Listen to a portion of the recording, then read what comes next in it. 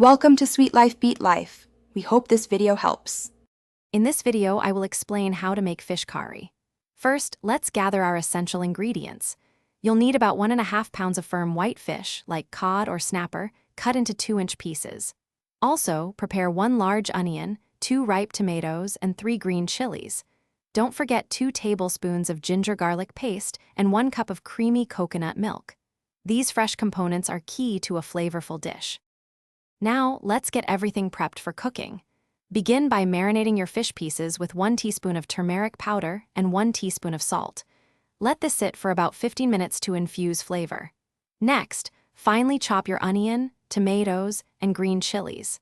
Finally, create a simple spice blend by combining 2 tablespoons of curry powder with 1 teaspoon of chili powder. This organized approach makes cooking smooth. It's time to start cooking our delicious fish curry. Heat 2 tablespoons of cooking oil in a large pan over medium heat. Add the chopped onions and sauté them until they turn a lovely golden brown.